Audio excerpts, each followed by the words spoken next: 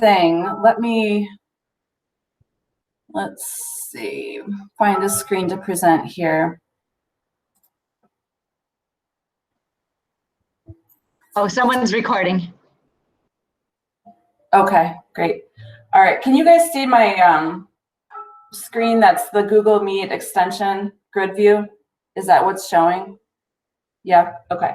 So first of all, there's two things that you have to do in order to enable Kami. And so you might have already done these, but I'll just show you really quick if you want to see. So the first thing you have to do is actually create an account.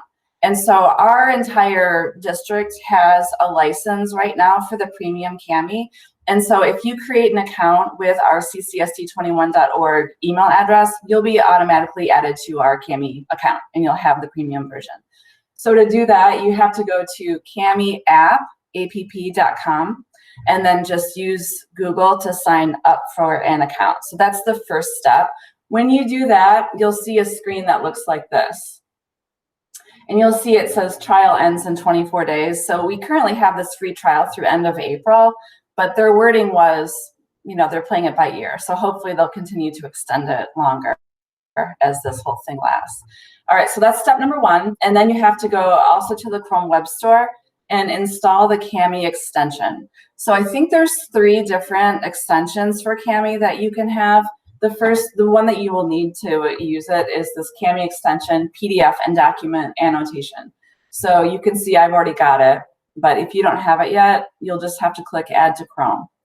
Now, the unfortunate thing is that students have to do these exact same 2 steps. So normally we can just push out extensions to student Chromebooks and we can create accounts for students. But the way Kami is set up, we can't do that. So students actually have to go to kamiapp.com, sign up for a free account using Google, and then also they have to actually go to the Chrome Web Store, and we've made it possible for them to add this extension. So normally they can't do that, but they're now able to do that. Okay, so you guys and students both have to do this exact same thing. So the first thing that I'll do is just show you what it looks like if you yourself want to edit and annotate a PDF. So I'll show you that first, kind of how to use Kami with a PDF that you want to annotate. And then I'll show you how to actually assign via Google Classroom, like a clean PDF that your students then can annotate. And I'll show you also from the student end what that looks like and how they actually interact with Kami too. Okay. So first of all, you can actually open a file to use with Kami in 2 different ways. You can actually go to the kamiapp.com and you can open directly from your Google Drive or from your computer. So I can just go to Google Drive.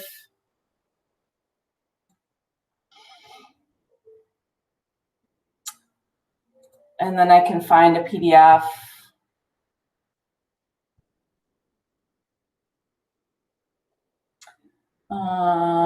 Let's see, I wanted to use this one. Okay, so this is what the Kami interface looks like. There's this purple border, and then your PDF is here in the center. So the other way that I can open a PDF is if I'm in my Google Drive, and I have to make sure that I have this Kami extension. So I can find a PDF in my Google Drive, and then you right-click on it, and you hover over Open With, Annotate with Kami. Okay, so these are 2 different ways that you can open a PDF within the Kami interface. Same outcome, but just different kind of methods of getting there. So for this one, they have a dictionary feature, so you can, if that's enabled, you can highlight something and a dictionary feature will pop up. If I want to see what all of these little tools are, you just click the little toggle descriptions and that will expand. Also, if I want these tools to be on the other side, I can click down here and click Move Toolbar and it goes over to the right. So it's just your preference. It also has a text-to-speech function. So again, you just have that enabled. And then you can change the speed and there's a text-to-speech option. But the markup features are really what we're wanting Kami for. So if you click markup, the first thing you can do is you can have a text highlighter. And you can highlight text in different ways, different colors. So you just have that enabled. And then you just hover and you just select text and the highlighting will show up like that. You can also highlight by box. So you can just have a whole box and it'll highlight as a box. You can do a strike through, and again, you can change colors. So to strike through, you just select and there's a strike through. Underline, that same idea, obviously, is just underline. Okay. And then comment. So comment operates a lot like Google Docs. So if you have text comment, you can just click anywhere in the doc and it'll make a little, kind of like a little dot that'll show up with a little comment out to the side. And so you can have a text comment. You can also leave a voice comment. That seems to work pretty well. So I tested it. This seems to work pretty well. And that's my voice to text comment. You can also leave a voice comment. So that's an option as well. Alicia, Yeah. can you do those things on a Google Doc or only on PDFs? This is just a PDF annotator. So you could only use it on the PDFs. Okay. Yeah. Okay. I mean, you could make a Google Doc into a PDF, right? Like you could download it as a PDF and then you could use all these tools as in Kami. Okay. So yeah, you can do a voice comment. So again, just click in there somewhere, start speaking, and it's recording and stop. So that could be an easy, quicker way sometimes to leave comments via voice than via text. You can even leave a video comment. So again, you would just click in there somewhere. I haven't even tried this, but yeah, so it's recording. As soon as I click in there, it's recording and click done, and there's the video comment. All right. Alicia, question for you. Is Sure. this something you can do before you send it out to kids? Like have these comments on here? Okay. Yes. Yep. So I'll show you when you're all done how you can share it and how you can save it. So yeah, you can do all this stuff. They do even have a screen capture tool, but we have Screencastify, so I'm not exactly sure if that would be super helpful or not, but there is the screen capture tool in here as well. Text box operates just like a normal text box. You just click anywhere in the document. And then as you're typing, you can see up at the top of my screen, I've got all of my word processing options. I can bold it, I can change the size, I can do lots of different things to my text. All right, and then just keep on clicking and more text boxes appear. And you can change the font size, the colors. Now equation, this could be really helpful obviously for math teachers. So you can click on the pi symbol and you've got all these symbols that you can insert. And students obviously have this as well. So different ways to play with math symbols. Drawing. So drawing is just like what you would expect. You can use your fingertip on the screen or you can use a mouse. You can change the thickness of the brush. Shapes. Shapes is kind of nice because it's like kind of like, especially with the ellipses and the triangle, they tell you they have kind of different ways that you can have your circle be on there. And then for the triangle, it actually tells you the angle, shows you the angles. So that's kind of nice. Again, you can do different colors and they even have lines. You can see what angles the lines are as well. Eraser, you can just erase whatever you've done. Sometimes you have to click and drag. Sometimes you can just click. So if you just click on something and it's not working, try kind of clicking and dragging your mouse over it and then it'll erase. You can even insert an image into your PDF. So it seemed to me like any way you could potentially conceive of annotating a PDF, this thing does. So it's pretty nice. Are there any other features that you feel like we're missing that you see on the side? I feel like I've gone through most of them. Okay. I don't know about features, but I'm just sitting here and listening, and there's a lot of us here. Is there anybody who can think of how they might use that? Yeah, the kids can use the extension. The beginning, she showed that they're gonna have to add the extension. So maybe we'll make a screencast for the kids so that they know what they can do. I don't know. Do you have I that? did actually. So make sure you guys check out our new Info Services YouTube channel. We have playlists about all different kinds of things. So one playlist that I've been adding to is the Kami playlist. And so you could see over here, yesterday I just created a video called For Students, How to Use Kami. And so you could actually send this to your students, and it's just like 3 minutes, 4 minutes long, and it shows them how to add the extension, and it actually just tells them that they have to add the extension and then they have to create an account. The other day we gave a Pear Deck and I printed off some of the slides as a PDF and went to Kami and made a screencastify out of that. So it was helpful to like review some things with the kids. And I wrote on the screen and thought it was really helpful. Excellent. Nice. Alicia, did you say that it's available now? We could do that now? Yes. Okay. Yep. So we've got like 250 some staff and students already on our Kami license. So I can see that mostly middle school students, I would presume, but a ton of staff are using it already. So it's up and ready to go. Okay. Let's see. Okay. So then when you're done, anything else? Anybody wanted to mention about students? I was just gonna say, like Angela, I think, was just talking and saying how she's used it in class. Has anybody else already used it, or just listening to her? Can you think of how you might use it? Like I was thinking about, to me, Newsela, those type of articles would work if you were trying to have them, but those aren't PDFs. So I'm not sure if anybody else has thought of some PDFs that or you can always turn anything into a PDF too. Well, I just have a quick question. Like, how do students actually use this? Are they then on Google Classroom submitting it the way we do with a Google Doc? Is that how I missed the very beginning? So that's actually pretty slick. I'll show you guys that. So Kami is actually integrated with Google Classroom. And so you as a teacher have an option to create a Kami assignment once you add the extension and create an account, and I'll show you what that looks like. And then what that does is creates a separate doc for each student.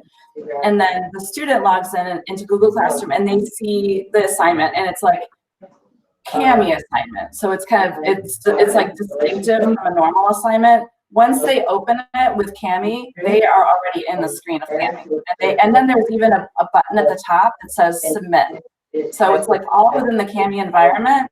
They can open it, edit it, and submit it all without having to leave that one screen. It's pretty nice. Okay, cool. Yeah. I know with elementary, they use Connect Math. Do you guys use that? I guess use what?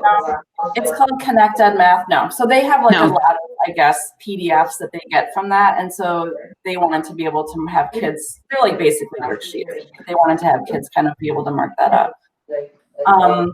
Alicia, right.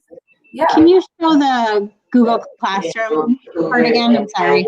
Yeah, I haven't shown that yet. So let me, I'll just finish showing you guys how you can share it and save it. And then I'll go to Classroom because that's definitely kind of the coolest part. All right, so also for me, I don't know who, but some of us have our microphone on. So if you have it off, if you can turn it off, that we're getting a bunch of feedback. Thanks, Jody. All right, so when you're finished, and so again, this is if you yourself want to annotate something to share with students. When you're done, there's some different things you can do. So you can print.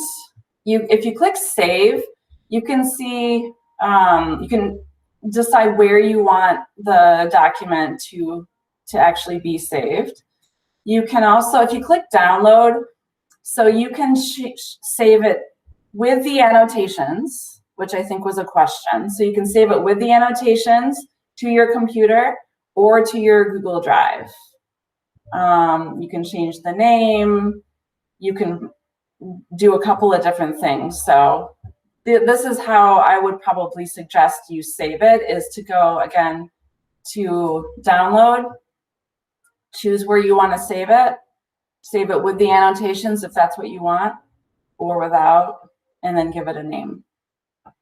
I'm not 100% sure what this flatten annotations does. There's a little question mark, but I haven't read it, so. But I know I've saved it with annotations, and then it just like saves a copy basically, so it doesn't ruin your original. Yeah, so that's pretty much it as far as just using Kami. And again, students have all of these exact same options as what you've just seen. So now let me show you the classroom. Okay, this is a fake class that I created. And again, this will only work if I have the Kami extension enabled. If you do not have the extension installed, you will not see this option. So I go to classwork, I go to create, and now you can see I have the option to create a Kami assignment. So then I click Kami assignment.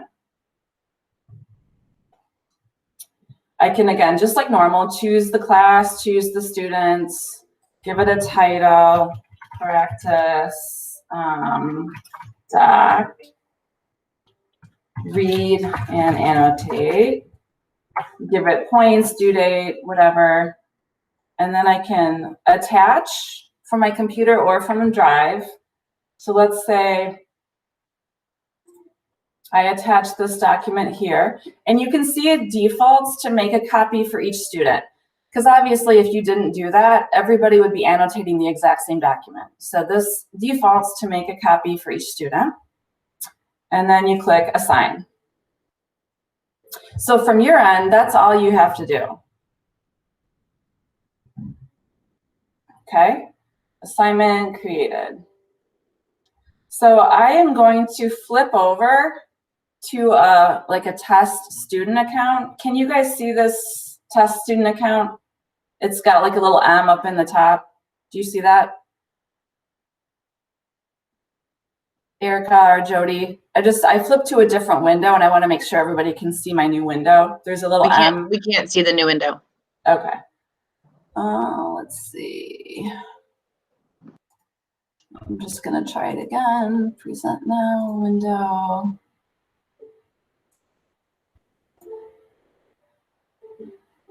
Okay. How about now? The little M in the top right? Okay, cool.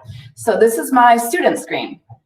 I'm just gonna refresh. And so this test student is a student in my classroom that I just did. So you can see here, I posted a new assignment, and you can see it says via Kami.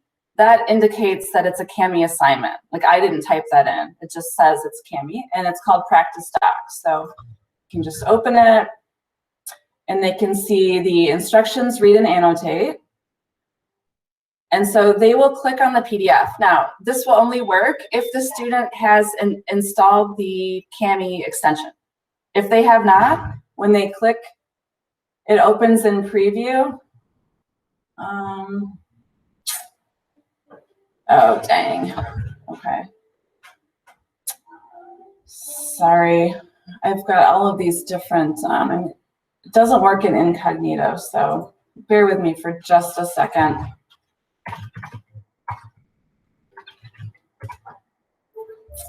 So you can't see instructions when you're in incognito mode. So I need to just open a new window. But it seems like basically they're going to pull this document down, get their own copy, Yes. and then they'll have the Kami suite of tools. Yes. Pretty much. Yeah. Yes. Okay. So let's try that again. All right. So you can see once I click on that, again, I'm a student right now. I can see this open with Kami. If a student says, I don't see the open with Kami option, it's because they haven't installed the extension. Okay. So once they install the extension, they'll see this open with Kami. I think it's on a screen that we can't see again, Alicia. Okay. All right. Sorry. Let me try that one more time.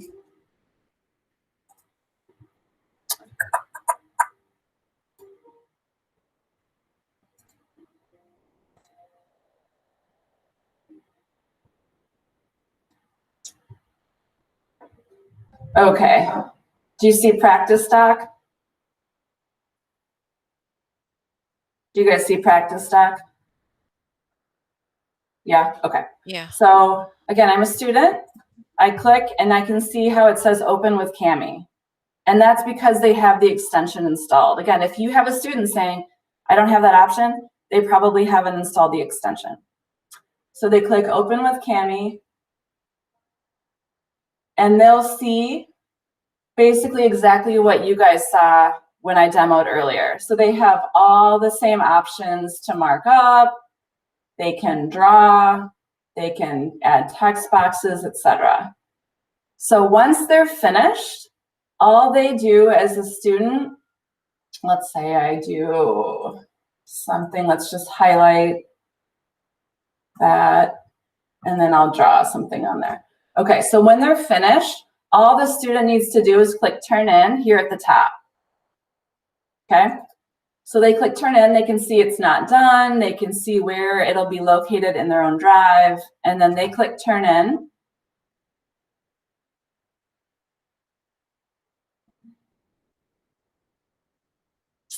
And now they can see it's done. And they do have the option to unsubmit it to continue working on it. But you can see here it's submitted. Okay, I'm just going to go one more time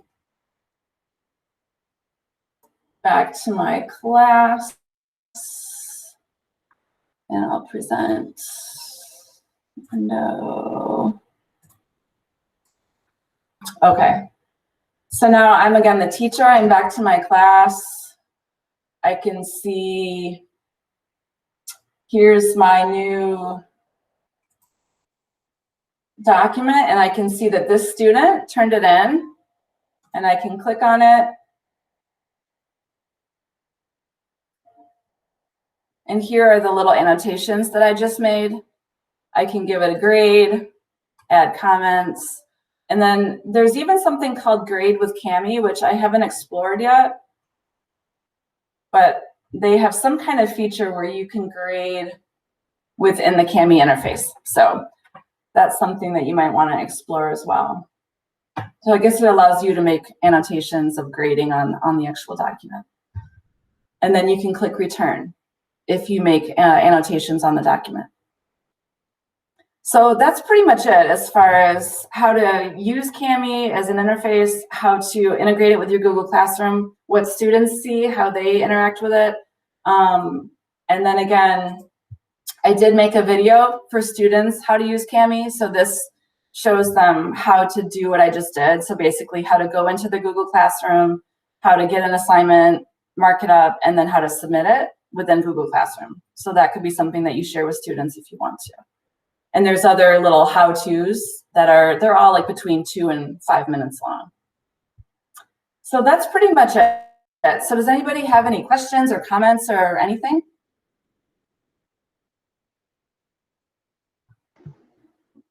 Hi, I have a question. I'm wondering, I'm using this for my Spanish students, and we have a lot of PDFs in our online text series. So if students, are they going to be like writing their answers on their screen? Are they going to put a text box in? Has anyone else used it? Or is it like you're giving them the choice to do that? I'm just wondering how their answers are going to. You could probably determine that. Like if you would rather just have them type in text boxes, then that you could just tell them that. Otherwise, yeah, they could either draw if that makes the most sense or type. But you could decide that for them if you wanted to. Okay, thanks. Kristen, when I do a lot of Pear Deck with my students, and I kind of just give them the option whether they want to, because if you use the draw button on Pear Deck, they get the option of either creating a text box and typing or drawing with a finger or a stylus. And I find it kind of is half and half. And you just have to know the ones that draw with a finger or stylus. It's just going to be sloppy, but you can still see what they're doing. Okay, great. Thank you. I guess I was thinking from a communication standpoint, why I would use this over just using Google Docs or Pear Deck. I'm trying to figure out what would be better about it. than using those tools we already have. Or I guess trying to think of how I can use it. Well, I think it I has to don't- do with if you have PDFs that you need to interact with, that's really where this comes in handy. I mean, obviously all the kids have Google Read and Write. And so that already does a lot of the things that we just showed. Although I don't think it doesn't do the video. I mean, that's super cool in my point. And also I've found that sometimes the Google Read and Write, it can sometimes chop your voice off. I don't, we've had some problems with it, not a lot, but I have had kids say something like, I can't hear what you did for the Google Read Write. So I don't know if maybe sometimes when all of Google land slows down, sometimes your Google Read Write slows with it. And I think that's kind of what we're seeing in this new world of ours. So I kind of think this is pretty interesting that it seems like it's a little more seamless. It seems like it almost looks like the coding is a little more slick. Like it seems to be taking up a little less space as to what she's doing. It just seems much faster than when I'm using Google Read Write with students. So I think you know, it's just two different things. This looks like it's got a little more pizzazz to it, in my opinion. I wonder if this will allow us, if they'll be handing it in, turning it in, that we can respond to them versus Pear Deck not being able to respond quickly to them. Yeah, and I know this did come out, us pushing this out and getting the subscription came out of several people. I'd say a few more in the elementary than middle school, but people saying we need a way to have kids mark up PDFs. So if you're a person that just has no PDFs and don't really see a need for it, that's fine. This was just coming out of a need for some people wanting kids to be able to mark up PDFs. But to Erica's point, I think it does give you some really cool additional options for how to, leave video comments and voice comments and stuff, if that's something that's interesting to you. I have a question. I didn't even realize you could pull in a PDF to Pear Deck. Can you?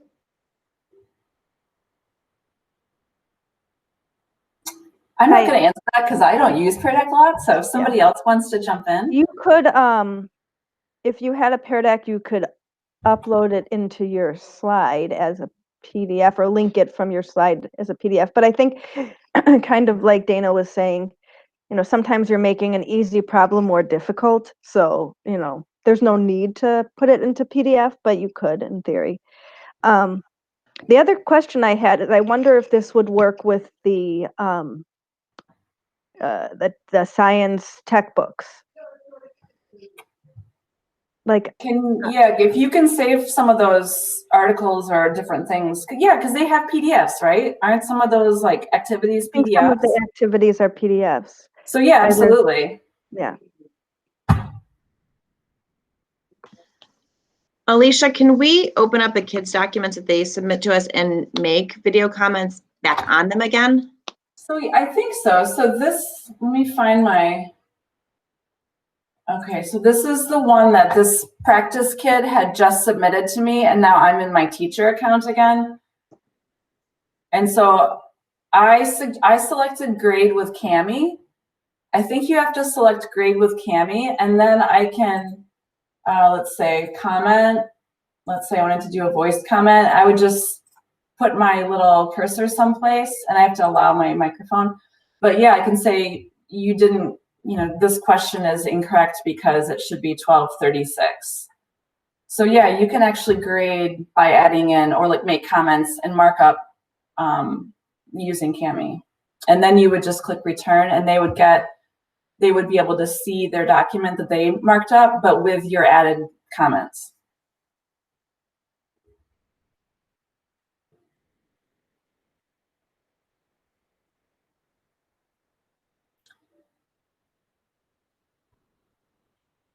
Is there anything else? If you use this and you feel like it would be helpful to have a short little video demonstrating some feature, either for teachers or for students, just let me know. And I've been kind of going on a mad tear of creating little videos, so I'm happy to create any little videos that would be helpful for students or for yourself. Or if any of you guys create little videos for this or for any other tool, please feel free to send them to me. So on our YouTube channel, we have a bunch of different playlists. And so if you want to add to our playlist, we welcome videos from anyone. I will say, I think my biggest takeaway is the idea of being able to use voice commenting and video commenting on students' work. I think at this time, especially with the fact that we can't see and talk to our students as easily as we're used to, I think that would be a really cool feature for us to be able to use. Yeah, great.